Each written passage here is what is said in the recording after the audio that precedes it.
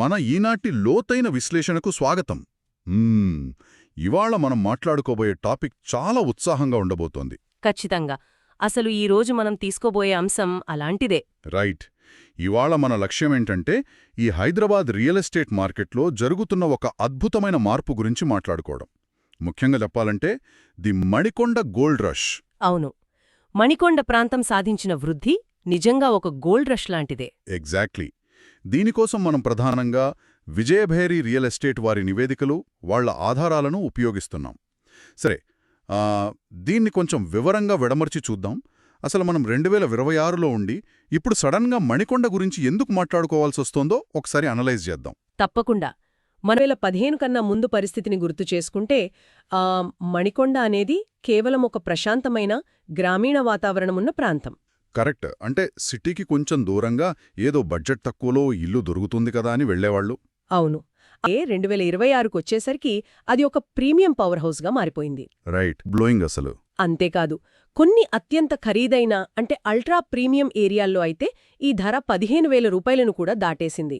15,000 అంటే లెక్కలేసుకుంటే కేవలం 10 ఏళ్లలో 3-4 రెట్లు వృద్ధి అన్నమాట. ఖచ్చితంగా. ఇది మామూలు గ్రోత్ కాదు. దీన్ని ప్రైసింగ్ ఆర్బిట్రేజ్ అని పిలుస్తున్నారు. The Manikonda arbitrage. Pricing arbitrage అంటే ఏంటసలు?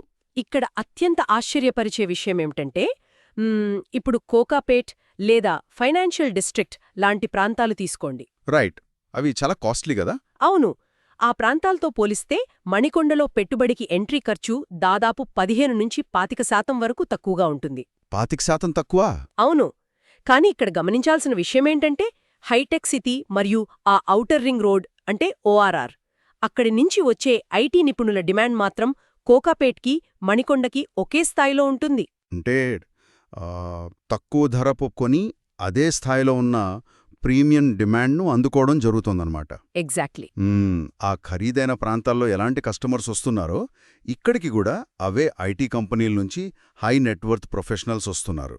వాళ్లు కోరుకునే లైఫ్ స్టైల్, వాళ్లు ఇచ్చే అద్దె అన్నీ ఆ ప్రీమియం స్థాయిలోనే ఉంటున్నాయి. ఓహో, అంటే యూజర్ ప్రొఫైల్ సేమ్ అన్నమాట.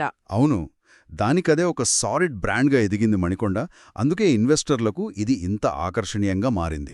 ముందుగా అద్దె ఆదాయం గురించి చూస్తే నివాస గృహాలకు అంటే రెసిడెన్షియల్ ప్రాపర్టీస్కు దాదాపు 3.5% నుంచి 5% వరకు అద్దె రాబడి రెంటల్ ఈల్డ్ వస్తోంది. రెసిడెన్షియల్కు 5% అంటే చాలా ఎక్కువే. అవును. ఇక వాణిజ్య సముదాయాలకు అంటే కమర్షియల్ ప్రాపర్టీస్కి వస్తే ఏకంగా 6-8% వరకు అద్దె రాబడి వస్తోంది. 8%? అమేజింగ్. ఉదాహరణకు విజయభేరి డేటా ప్రకారం ఒక సాధారణ 3 BHK ఫ్లాట్ తీసుకోండి. దానికిప్పుడు నెలకు 60,000 రూపాయల వరకు అద్దె వస్తోంది మణికొండలో. 60,000? బాబోయ్. అవును, నమ్మడానికి కష్టంగా ఉన్న ఇదే వాస్తవం. దీన్ని మనం ఒక బంగారు బాతుతో పోల్చవచ్చు కదా. అంతే కదా.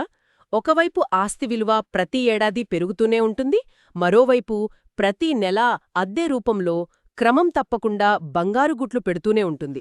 ఇదేదో భవిష్యత్తు కోసం చేసే గాలి వాగ్దానం కాదు, మన కళ్ల ముందు స్పష్టంగా కనిపిస్తున్న వాస్తవం. కరెక్ట్. అయితే ఇంత అద్దె ఎందుకిస్తున్నారనేది కూడా మనం మౌలిక సదుపాయాల కోణంలో చూడాలి. అవును. ఆ ఇన్ఫ్రాస్ట్రక్చర్ ఏంటో కొంచెం చెప్పండి. ముఖ్యంగా షేక్పేట్ ఫ్లైఓవర్ అదొచ్చాక ట్రాఫిక్ కష్టాలు చాలా వరకు తీరిపోయాయి. రైట్. అది పెద్ద గేమ్ చేంజర్ కదా. అవును.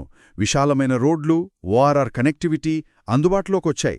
ఇక ఫ్యామిలీస్కి కావలసిన ఓక్ రిడ్జ్, ఢిల్లీ పబ్లిక్ స్కూల్ వంటి టాప్ స్కూళ్లున్నాయి. ఇప్పుడు అలాగే కాంటినెంటల్, అపోలో వంటి ప్రపంచస్థాయి ఆసుపత్రులు కూడా ఇక్కడే ఉన్నాయి. అందుకే జనం 60,000 ఇచ్చి మరీ ఉండటానికిష్టపడుతున్నారు. అన్నీ ఒక్కచోటే దొరుకుతున్నాయన్నమాట. అవును. సరే, మౌలిక సదుపాయాలు అద్భుతంగా ఉన్నాయి, అద్దెలు బాగా వస్తున్నాయి, ఇదంతా బానే ఉంది.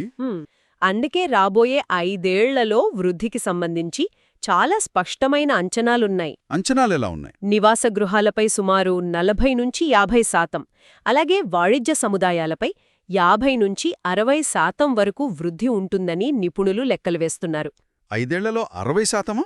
వావ్. అవును. అందుకే విజయభేరి రియల్ ఎస్టేట్ లాంటి సంస్థలు దీనిపై అంత ప్రత్యేక దృష్టి పెట్టాయి.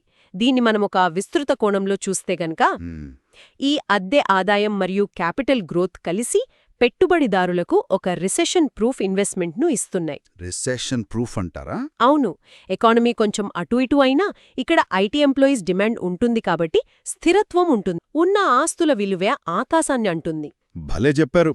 దీన్ని బట్టి చూస్తుంటే ఒకప్పుడు ఏదో సాధారణ బడ్జెట్ ప్రాంతంగా ఉన్న మణికొండ నేడు హైదరాబాద్లోనే అత్యంత నమ్మకమైన పెట్టుబడి కేంద్రంగా మారిపోయిందని స్పష్టంగా అర్థమవుతోంది. అవును, ముఖ్యంగా మధ్యతరగతి మరియు ఉన్నత వర్గాలకు ఇదొక స్వీట్ స్పాట్ లాంటిది. రైట్. తక్కువ పెట్టుబడి, ప్రీమియం రాబడి, దానికి తోడు ఈ దీర్ఘకాలిక వృద్ధి, ఇవన్నీ మణికొండ సొంతమయ్యాయి. నిజమే.